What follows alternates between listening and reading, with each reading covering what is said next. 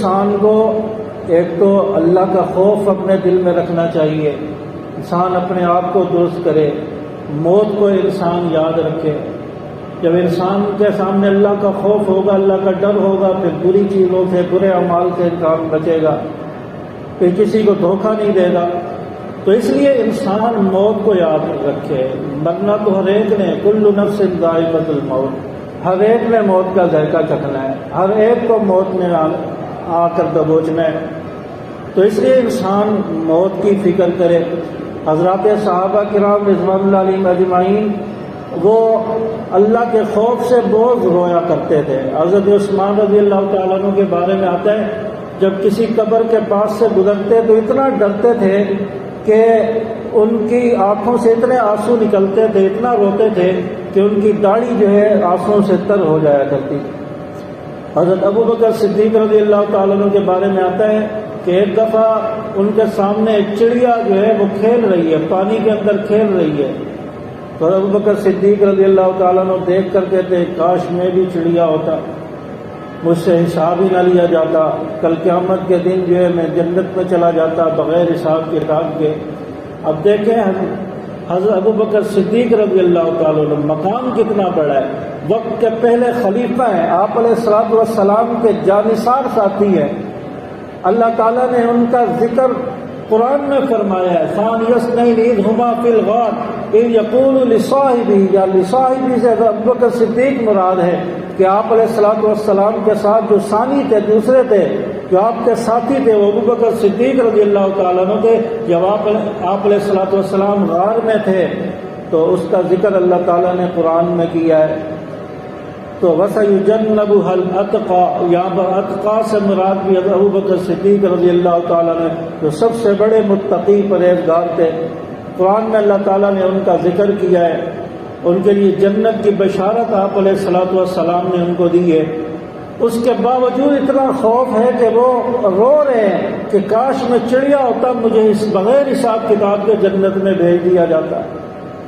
اسی طرح ایک صحابی ہے حضرت عبداللہ ابن رواحہ رضی اللہ تعالیٰ عنہ، یہ ایک مرتبہ اپنی بیوی کے گود میں انہوں نے سر رکھا ہوا ہے اور اچانک جو ہے رونے لگ گئے، اور رونے لگے تو بیوی نے جب دیکھا کہ ان کی آنکھوں سے آنسو آ رہے ہیں، رو رہے ہیں، تو ان کو دیکھ کر بیوی کی آنکھوں سے بھی آنسو آ گئے۔ تو حضرت عبداللہ بن رواحہ رضی اللہ تعالیٰ عنہ نے اپنی بیوی سے پوچھا کہ آپ کیوں رو رہی ہیں؟ تو انہوں نے کہا کہ میں آپ کو دیکھ کر روئی ہوں۔ تو بیوی نے پوچھا کہ آپ کیوں رو رہے ہیں؟ کہا کہ میرے سامنے یہ بات آ گئی کہ جنت میں جو بھی جائے گا وہ ہر ایک کو جو ہے جہنم سے گزر کر جانا ہے، ہر ایک کو دوزخ سے گزر کر جانا ہے۔ تو یہ بات میرے ذہن میں آ گئی، تو اس لیے میری آنکھوں سے آنسو آ گئے، کیونکہ پل صراط سے ہر ایک نے گزرنا ہے، جس نے جنت میں جانا ہے وہ پل صراط سے گزر کر جائے گا، اور پل صراط جو ہے جہنم کے اوپر سے گزر رہی ہے۔ تو اس لیے فرمایا کہ ہر ایک نے پل صراط سے گزر کر جانا ہے، تو ہر ایک جہنم کے اوپر سے ہوتا ہوا جائے گا۔ جو جہنمی ہوگا وہ پل صراط سے نیچے گر جائے گا، جہنم میں چلا جائے گا۔ جو جنتی ہوگا وہ پل صراط کو کراس کر کے جنت میں چلا جائے گا۔ کہنے لگے میرے سامنے یہ بات آ گئی آپ علیہ الصلوۃ والسلام کی، اس لیے اس خوف کی وجہ سے میری آنکھوں سے آنسو نکل آئے۔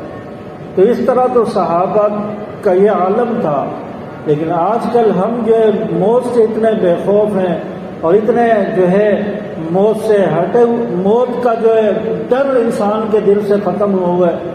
ابھی یہ ایک ٹی وی اینکر تھا جو کامیڈی کے لیے، جو عمر شریف جو ہے اس کا انتقال ہوا، اور ابھی ایک ویڈیو وائرل ہوئی اس کی، اور کہنے لگا کہ مجھے قبر سے بڑا ڈر لگتا ہے، قبر سے مجھے بڑا خوف آتا ہے۔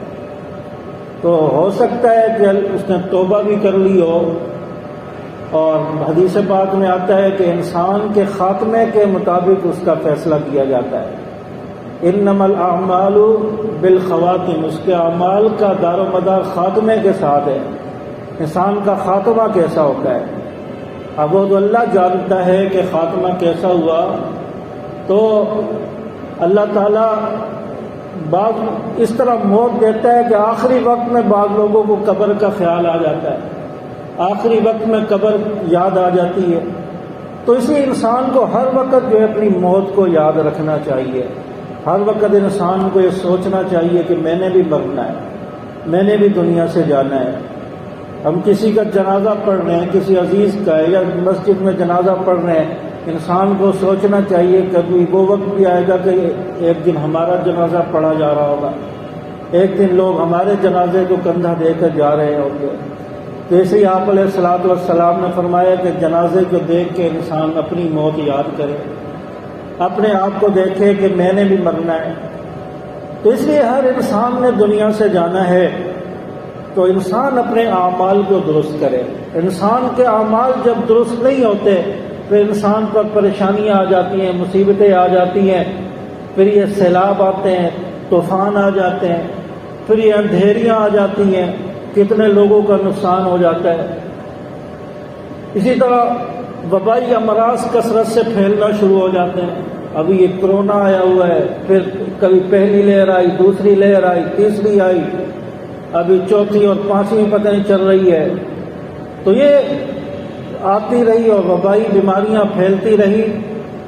پہلے زمانے میں طاعون کی بیماری پھیلی آپ علیہ الصلوۃ والسلام کے دور میں، اس کے بعد طاعون کی بیماری ایک دفعہ پھیلی، تو اس سے بھی انسان ایک دوسرے کو انسان سے بیماریاں لگتی تھیں، موت واقع ہوتی تھی۔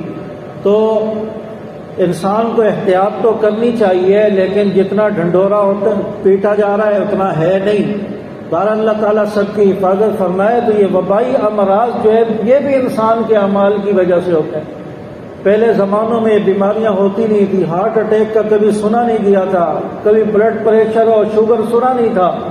آج کل اتنی بیماریاں پھیل رہی ہیں کہ پتہ نہیں کب کس کی موت واقع ہو جائے، کب کس کو کون سی بیماری لاحق ہو جائے۔ تو اس لیے ہر وقت انسان کو جو ہے اللہ تعالیٰ سے عافیت مانگنی چاہیے۔ اللہ تعالیٰ سب کو صحت والی زندگی دے، سب کو اللہ تعالیٰ عافیت کے ساتھ رکھے۔